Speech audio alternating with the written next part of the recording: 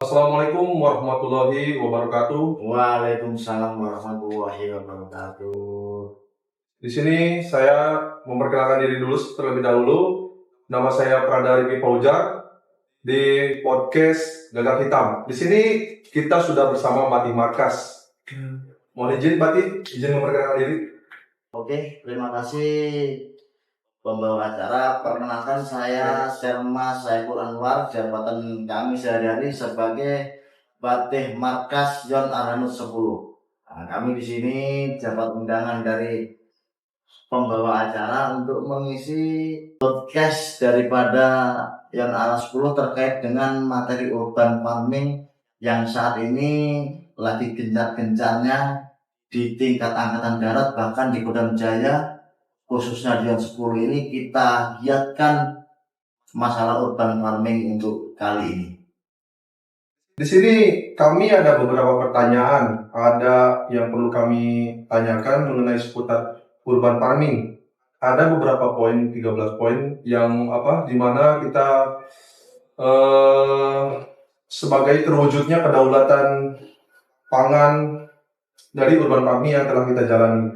Yang pertama saya pengen tahu nih, apa itu urban farming? Oke, langsung kami jawab ya.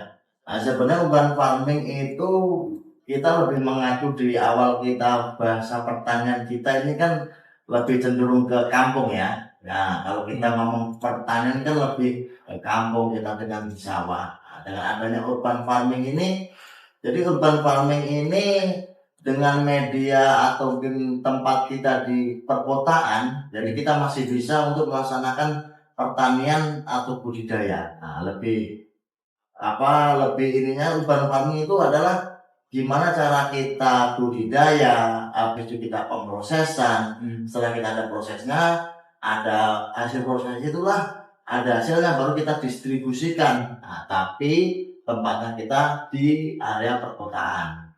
Tuh. Oke, baik.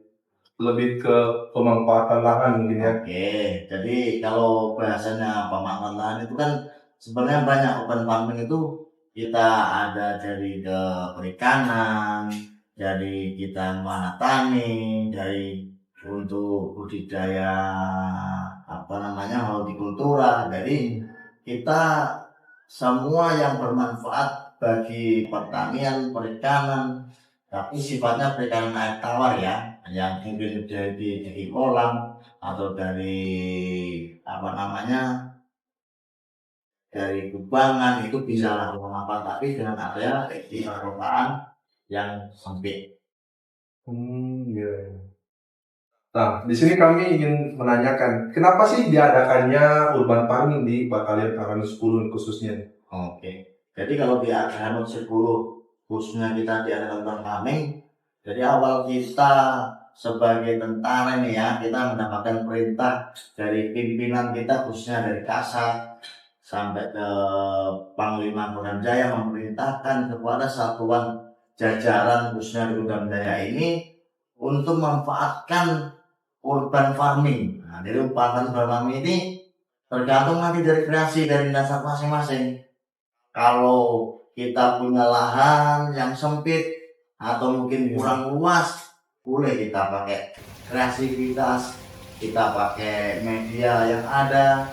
Intinya dengan urban farming ini dituntut daripada satuan kita khususnya Yon 10 ini, ada lahan kita manfaatkan dari pertanian, baik community dari pangan ataupun hortikultura, termasuk dari budidaya perikanan, atau mungkin kalau ada kita ayam atau segala macam, boleh kita budidayakan di Arhanut 10. Tadi saya dengar itu ada pemanfaatan lahan. Dari Pati sendiri nih, ya, bagaimana sih penyiapannya urban farming yang berada di sektor Batalion Arhanut 10 ini? Bagaimana? Oke. Nah, jadi untuk penyiapan kita kali ini, urban farming kita ini, jadi awalnya kita ada lahan kosong ya. Nah, kita ada lahan kosong. Nanti kita berinisiatif gimana caranya lahan ini bisa jadi subur, kan?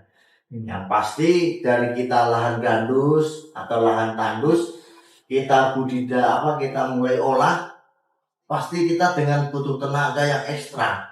Nah, kalau kita manfaatkan tenaga anggota kita sendiri, wah kita tentara ini biasa lari, biasa kita renang, Iya. kita suruh ban farming, suruh nyangkul, bisa boyok kita Pak. Nah, jadi untuk mengaktivitas Betul. dengan tenaga dan biaya atau mungkin waktu kita, nah, kita pakai dengan alat modern. Kita perbantukan, kita dengan adanya traktor, kita pakai traktor. Setelah nanti traktor udah, lahan ini sudah, prosesnya pengolahan sudah ada, baru nanti kita untuk penataan lahan baru kita berdayakan dengan anggota kita sendiri. Itu. Tapi nih, di sisi lain kita kan banyak kegiatan, ada istilahnya pengamanan, dan juga segi latihan kita mungkin banyak juga Pak Jimmy ya.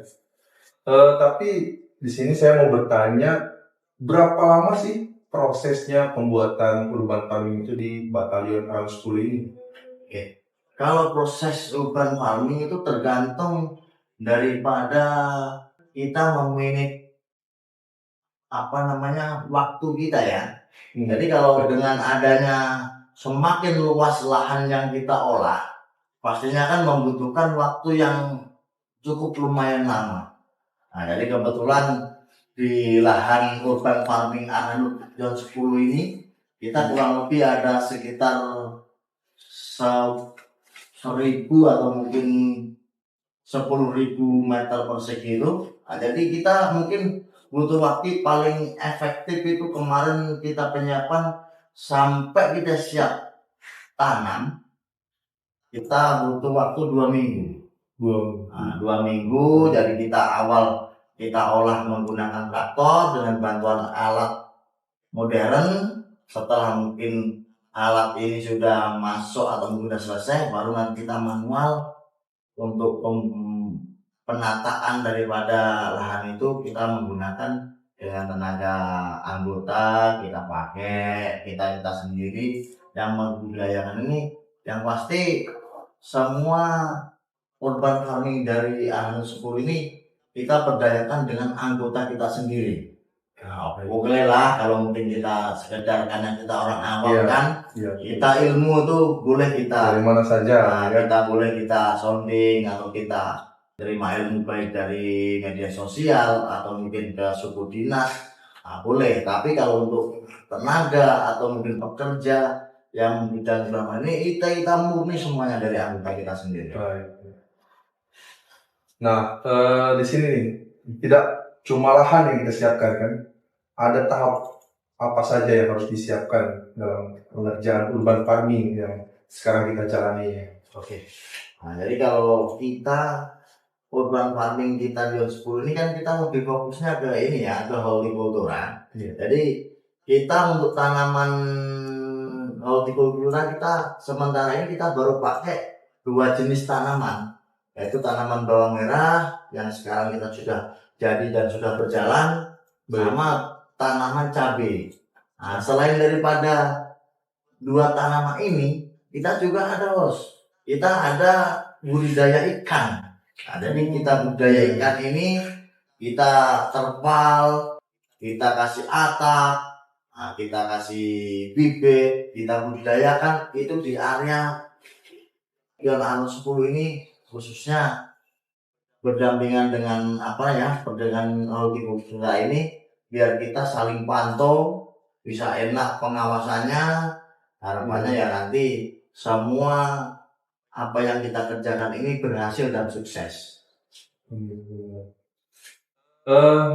Ada bagaimana sih cara mekanisme istilahnya dalam pelaksanaan urban farming yang sedang Bati jalani, yang sekarang dilaksanakan, bagaimana mekanismenya pelaksanaannya? Nah, mekanisme pelaksanaannya dari awal kita orang awam dan matin, kita baru pertama kita melaksanakan program urban farming di area Arang 10 ini, yang pasti kita butuh literasi atau mungkin kita panduan lah. Nah, kita panduan awalnya kita kemarin berterima kasih kepada komandan batalion sudah memberikan support kepada kita untuk melaksanakan pembekalan, Bos. pembekalan dari pihak yang lebih ahli, khususnya dari Sudin Pertanian DKI Jakarta. Mereka memberikan pembekalan kepada kita. Habis itu kita belajar dengan media sosial. Nah, baru nanti kita aplikasikan kita di area kita. Nah, nanti untuk hasilnya harapan kami setelah adanya pembekalan dengan kita kerjakan sesuai dengan SOP atau mungkin ketentuan yang sudah kita dapat daripada ilmu yang sudah kita dapat, itu harapannya ya mudah-mudahan kita berhasil dan sukses. Oke, tadi sudah diceritakan mekanismenya. Nah, di sini kan tidak mungkin istilahnya kita saja yang melaksanakan urban farming. Mungkin satuan lain juga melaksanakan urban farming di mana sesuai dengan perintah dari komando atas. Tapi di sini saya ingin menanyakan apa sih keunggulan urban farming Batalion Arhanud 10 dibanding satuan lain? Kalau kita ngomong keunggulan ya, Bos. Kalau kita keunggulan ini ya apa aja nih? Satuan-satuan lain mungkin belum adanya terbuka gitu ya kan. Pasti dong, namanya juga urban farming. Oh, ini yang 10 proses urban farming kayak gini. Nah, pasti satuan lain ngintip apa sih urban farming yang 10. Nah, intinya kita satuan Arhanud 10 ini melaksanakan urban farming semaksimal mungkin. Kita upayakan penyiapan dari lahan, pembibitan sampai pengolahan.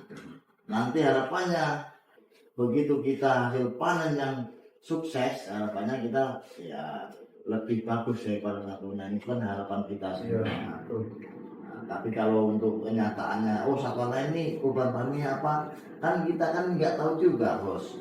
Kita mau ke sana kan, wah ini dikiranya 10 nanti mau ngintip. Yang pasti kita saling sembunyi-sembunyi aja lah ya. Satuan lain sudah pasti, wah ini dia udah mulai programnya, itu udah mulai ada yang mungkin dari bawang, ada cabai, mungkin ada dia karena luas lahan ya, mungkin dia pakai nanti nanam padi, ada mungkin jagung atau singkong. Nah, itu bergantung masing-masing kreasi daripada satuan itu, dan yang pasti dengan luas lahan itu harus. Oke. Tapi di sini kita nggak mungkin kan istilahnya ditinggal begitu saja ketika kita membuat pelaksanaan urban farming. Ada dalam istilahnya cara perawatannya itu seperti apa dalam pelaksanaan. Kan ada tadi disampaikan ada penanaman bawang, ada cabai rawit. Nah, cara perawatannya itu seperti apa dari hari ke harinya? Kalau perawatan, kita kalau sistem petani itu dan makhluk hidup itu kan perawatannya kan rutin ya. Perawatan tanaman itu rutin dari pagi, siang atau malam, bahkan tiap hari itu tetap kita kontrol. Nah, jadi mulai dari kapan dia waktunya nanti dia dipupuk, kapan waktunya dia di obat hama, kapan waktunya disiram. Nah, sekali-kali juga kita cek ini, kira-kira ini tanaman kita ini layak enggak. Dalam artian layak gini, jangan sampai nanti kita sudah capek tapi tanaman kita nanti terserang penyakit dan kita nggak bisa kendalikan, nanti takutnya gagal panen. Nah, jadi untuk mengantisipasi itu, jadi perawatan kita ini tiap hari kita tetap rutin. Nah, gimana caranya kita biar perawatan rutin? Ya pasti kita adalah namanya orang atau mungkin personel yang sengaja kita berdayakan untuk ngurusin itu gitu, Bos. Jadi biar apa?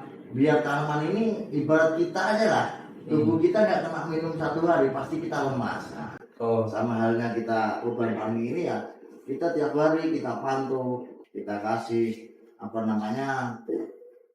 perhatian kita lebih ke tanaman ini. Harapannya ya pasti semua berharap ya tanaman ini berhasil dan hasilnya bagus.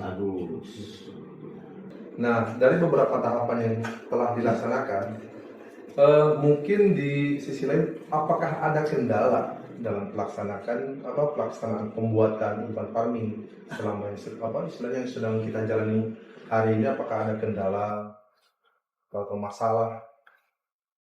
Oke. Kalau untuk kendala, untuk sahabat saat ini ya, karena ini kan kita sekarang sudah mulai masuk musim kemarau ya bos ya. Nah, jadi kita lebih, karena kita merawat tanaman, jadi kalau di musim kemarau itu kita lebih kendalanya di air bos. Iya, betul. kalau air itu kan namanya makhluk hidup kan, sumber utama Kalau di Jakarta ya. makanan ini kan dari air. Jadi ya mungkin sedikit banyak kendala kita lebih di air bos. Ya, ya. Jadi kalau air ini ya untuk mensiasatinya, kadang-kadang kan kita biar dia air lebih efektif ini kan kita berharapnya kalau musim hujan kan. Iya. Nah tapi musim hujan juga kalau air berlebihan juga kurang bagus. Tapi karena kita musim kemarau ini, kalau kita kurang air ya siasatinya kita pasti kan kita menyediakan bos. Kita juga di lahan ini sudah menyediakan ini, mulai dari tandon air, pelayanan kita. Nah, tapi tetap itu sedikit banyak dari kendala kita. Tapi kalau untuk hama sampai saat ini alhamdulillah untuk di urban farming orang 10 ini belum ada kendala terkait dengan hama. Mudah-mudahan ya bos, Iya. kita berharapnya sampai akhir nanti Aman tidak ada ya. hama, Tidak ada kita kendala. bisa Selain- sukses kita tanam ya. Harapannya Sampai panen. nanti kalau sudah sekali kita berhasil, pasti kita akan ketagihan bos. Pasti karena memang menjanjikan lah istilahnya. Oke, itu. Jadi menjanjikan dalam artian itu kita program berjalan dengan adanya kita lahan ini kan, karena kan nanti juga hasil kita juga kan ya nanti adalah sedikit banyak nanti akan berpengaruh untuk warga kita, khususnya di masyarakat kita ataupun di anggota kita sendiri, nanti pasti yang hasil panen itu kita sedikit banyak akan berpengaruh. Oke, baik. Di sini kan ada musim panen. Kira-kira berapa lama sih dari mulai kita penyiapan penanaman pembibitan sampai dengan kita melaksanakan panen raya itu membutuhkan waktu berapa lama sampai kita bisa istilahnya mengambil hasil dari panen tersebut? Oke, Mas. Kalau untuk di urban farming kita sendiri ya, kita sementara ini komoditi baru 2. Kita baru berdayakan bawang merah dan cabai. Nah, kalau bawang merah dengan kita normatif tanam sampai panen, kita 2 bulan udah bisa bos. 2 bulan. Iya, 2 bulan itu udah waktu lumayan singkat ya. Singkat. Cuman untuk perawatannya memang lebih ekstra. Dia harus tiap hari kita kontrol, tiap hari kita siram, kita pupuk, kita obat, lebih ekstra. Kalau untuk bawang merah cukup lah, kita 2 bulan sudah panen. Nah, kalau untuk komoditi yang cabai kita lumayan bos. Cabai itu kita mulai tanam sampai panen, paling enggak kita ya 3-4 bulan lah, 3,5 bulan baru kita bisa menikmati hasil daripada cabai itu sendiri. Tapi poin positifnya kalau cabai kita bukan cukup sekali bos. Kita cabai kalau kita habis panen sekali, kita ini pupuk lagi nih bisa 13 kali baru kita bisa itu. Jadi bisa berulang-ulang. Kalau cabai masih bisa bos. Paling enggak itu bisa maksimal 10-13 kali panen, itu cabai baru udah nggak produktif. Tapi kalau bawang merah sekali tanam Langsung dibuang itu 2 aja. bulan panen baru nanti kita ganti lagi. Berarti lebih banyak cabai rawit dalam melaksanakan pemanenan. Kalau di cabai rawit lebih berulang-ulang, tapi dengan waktu penanaman sekali nanti kita bisa 10 kali bos. 10 kali kalau dengan lahan kita yang sekiranya luas ya, kita mungkin ya alhamdulillah hasilnya lumayan. Banyak juga. Nah, tapi ya nanti kita hasilnya juga kita berdayakan untuk masyarakat sekitar ataupun dengan warga besar juga harus setuju ya bos. Oke, baik. Berarti dalam istilahnya ketika sudah panen nanti kita salurkan kemana hasil panen tersebut? Apakah ke masyarakat sekitar, apakah ke istilahnya ke anggota-anggota kita masing-masing, apakah diberikan kepada siapa itu untuk hasil panen yang urban farming yang telah kita laksanakan selama ini? Oke. Nanti kalau rencana kita ini kalau hasil panen kita, karena ini kita kerja sendiri, anggota juga ini, yang pasti kita untuk ke keluarga besar anu 10 dulu bos. Nah, nanti kita berangkut lagi, mungkin warga sekitar yang sekiranya membutuhkan mungkin bisa kita lah ibadah kita bagi-bagi untuk mereka. Atau mungkin dengan adanya kita undang apa ya namanya ini, yang ini apa sih namanya, bazar ya, bazar tuh apa ya? Nah itulah, itu nanti kita semacamnya itu. itu nanti kita ini dengan hasil yang kita jual, yang pasti kalau kita namanya petani kan kita nggak mungkin dong kita maunya rugi kan. Betul. Nah kalau untung sih normatif, tapi kalau mungkin setidaknya kalau dengan hasil yang sudah kita dapat kita jual, mungkin dengan berikutnya lagi dengan hasil uang yang itulah kita nanti bisa pakai untuk berkelanjutan daripada promosi. Baik, tadi sudah saya tanyakan untuk siapa hasil panen tersebut. Sekarang saya ingin bertanya, apakah sudah ada prestasi dari urban farming yang telah kita atau Bati sendiri laksanakan di Batalion Arun 10 ini? Kalau dari segi prestasi, ya alhamdulillah ya Bos. Kemarin kita sebenarnya kita tidak sengaja, tidak sengaja karena adanya perintah kita urban farming toh. Nah, kita siapin ini dengan adanya lahan yang ada di tempat kita upayakan dengan maksimal. Nah, di awal-awal memang sebelum program yang ini udah program yang ketiga lah. Nah, program ketiga dari awal kita dari program Angkatan Darat mulai dari ketahanan pangan. Dulu kita pakainya masih jagung Bos. Nah, itu urban farming yang pertama itu kita masih jagung Bos. Nah, untuk yang urban farming yang ketiga ini baru kita tanam komoditi hortikultura berupa bawang merah dan cabai. Tapi kalau untuk prestasi kita alhamdulillah kita sudah dapat prestasi juara 3 di tingkat Kodam Bos. Di tingkat Kodam tapi masih setingkat ini sat non kowil Bos. Karena dari Kodam itu penilaiannya dia ada 2. Yang satu untuk sat kowil, yang kodim, korem itu ada penilaian sendiri. Nah kita yang di tingkatan brigade atau mungkin jajaran Ranpur itu kita ada penilaian sendiri. Alhamdulillah kita masih dapat prestasi juara 3 urban farming tingkat Kodam Jaya Bos. Lumayan lah.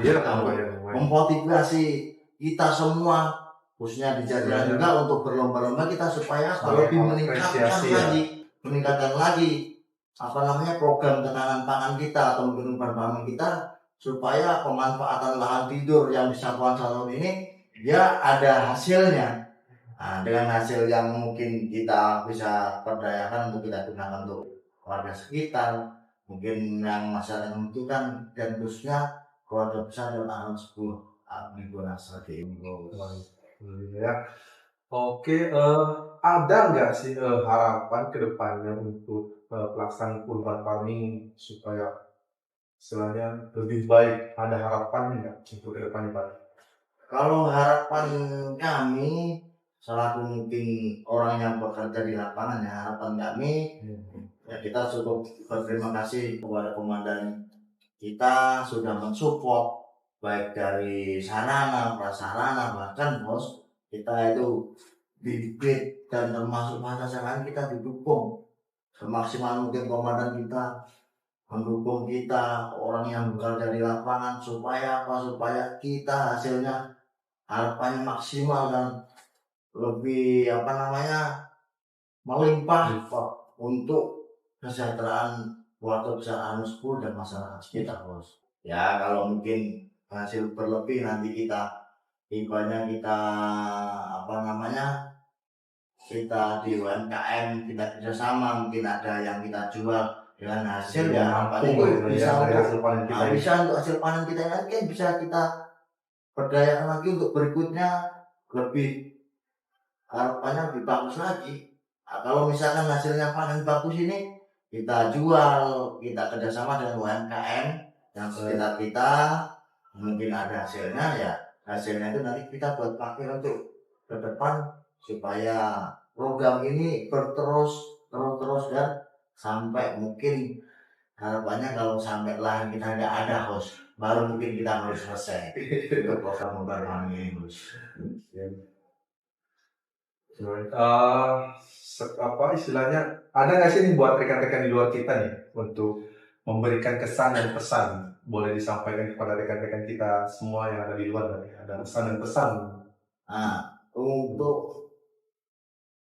pesan pesan kami, kalau mungkin orang yang sudah membidangi program kami yang 10, pesan kami khususnya kepada keluarga besar Jod Aram 10, baik itu yang mungkin di barak host atau mungkin di keluarga khususnya yang kita punya anak, punya istri, kita kebutuhan dapur kita harus ngumpul host.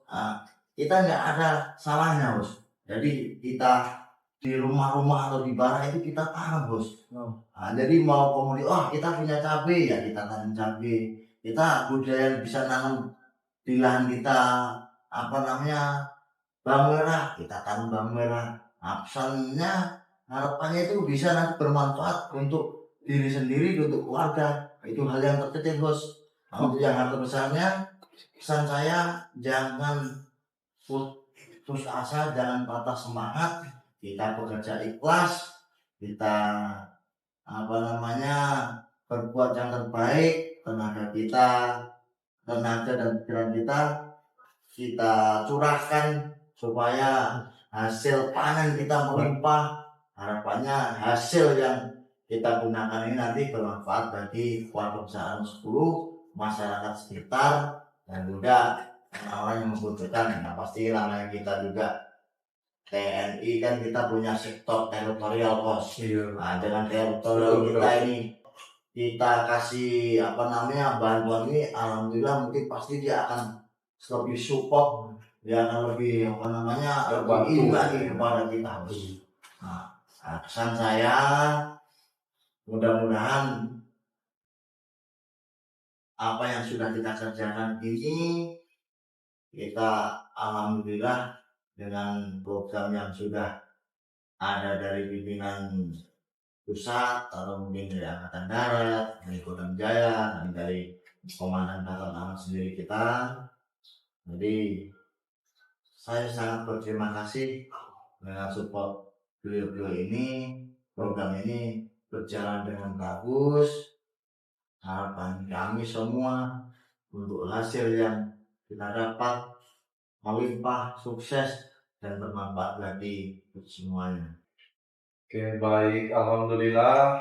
Mungkin itu saja sedikitnya pembahasan tentang terwujudnya kedaulatan pangan di Satuan Batalion Aram 10. Sampai ketemu lagi di podcast Jarak Hitam selanjutnya. Selamat siang. Selamat siang. Selamat siang.